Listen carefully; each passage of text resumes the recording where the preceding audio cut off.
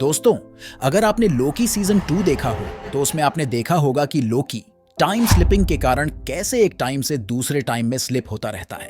तो ये time slipping है क्या, और क्या टाइम स्लिपिंग रियल में हो सकती है? चलिए पता लगाते हैं। तो आगे बढ़ने से पहले वीडियो को लाइक, शेयर और सब्सक्राइब कर लें ताकि हम ऐसे ही और इंटरेस्टिंग वीडियोस आपके लिए ला सके। तो चलिए शुरू करते हैं। According to Albert Einstein, universe के वो ऑब्जेक्ट्स जिनका मास बहुत ज्यादा होता है वो स्पेस टाइम को मोड़ सकते हैं, जैसे ब्लैक होल्स और न्यूट्रॉन स्टार्स। और साइंटिस्ट के अनुसार अगर कोई ब्लैक होल के पास जाए तो जैसे जैसे वो उसके नजदीक पहुंचेगा, सडन स्पेस टाइम रैप के कारण वो टाइम स्लिपिंग एक्सपीरियंस करेगा। एक दूसरी थ्योरी ये है कि आप में से लगभग सभी ने ये कभी ना कभी ये फील किया होगा कि ये चीजें तो पहले भी हमारे साथ हो चुकी हैं, है ना? ये है डेजा वू। इसका मतलब होता है ऑलरेडी सीन। कुछ रिसर्चर्स का मानना है कि टाइम स्लिप डेजा वू का एक्सट्रीम फॉर्म है, जिसमें ब्रेन मेमोरी किसी तरह के ग्लिच के कारण कुछ समय के लिए किसी और टाइम और लोकेशन में पहुंच जाती है। ये कैसे होता है, इसका क्या कारण है, इसमें तो अभी बहुत रिसर्च की जरूरत है। लेकिन आपको टाइम स्लिप के एक रियल केस के बारे में बताते हैं। 25 अप्रैल 2006 में यूक्रेन की राजधानी कीव में पुलिस ने एक 25 से 30 साल के एक इंसान को पकड़ा। ये कीव की सड़कों पर हैरान परेशान घूम रहा था। इसने पुराने जमाने के कपड़े पहने हुए थे और इसके पास एक पुराना कैमरा था। ऐसा लग रहा था जैसे वो एक टूरिस्ट है, लेकिन वो था एक टाइम ट्रैवलर जो किसी तरह से टाइम स्लिपिंग से अपने समय से यहां आ गया था। जब पुलिस ने उससे पूछताछ की तो जो उसने बताया वो सुनकर सब हैरान रह गए।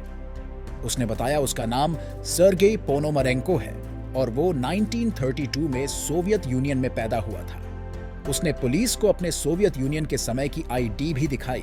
तो पुलिस ने उसे पूछा, अगर उसका जन्म 1932 में हुआ तो अभी 2006 में वो इतना जवान कैसे है? तब उसने बताया कि वह 1958 की दोपहर में घर में आराम कर रहा था, तो उसके मन में ख्याल आया कि बाहर चलकर शहर की कुछ फोटोज ली जाएं, और वो कैमरा लेकर घर के बाहर निकल गया। तभी उसने आसमान में एक अजीब सी बेल के आकार की चीज को उड़ते देखा, और जैसे ही वो उस ऑब्जेक्ट की फोटो लेने लगा तभी एक तेज लाइट की बीम उससे आकर टकराई और एक सेकंड में वो वहां पहुंच गया था जहां पुलिस ने उसे पकड़ा था।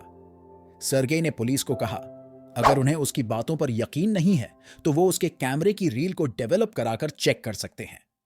जब पुलिस ने उसके कैमरे के फोटोज को देखा तो दंग रह गई, क्योंकि उसमें जो फोटोज थी वो 1960s की ही लग रही थी। उन्हीं फोटो में थी एक ऐसी फोटो जिसमें वो बेल शेप ऑब्जेक्ट दिख रहा था, जिसके बारे में सर्गेई ने बताया था।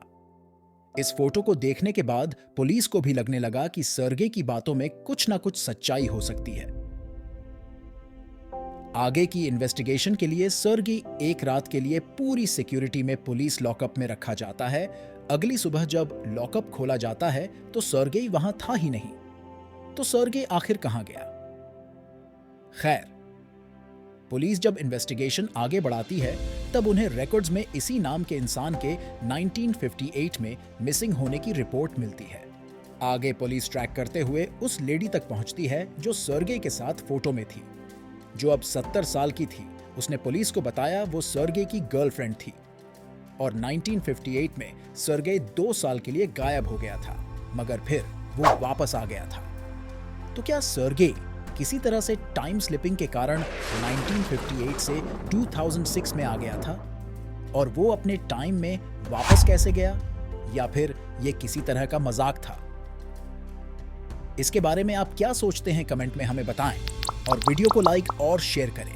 ऐसी ही इंटरेस्टिंग वीडियोस के लिए चैनल को सब्सक्राइब कर लें। तो मिलते हैं ऐसी मजेदार और इंटरेस्टिंग वीडियो में।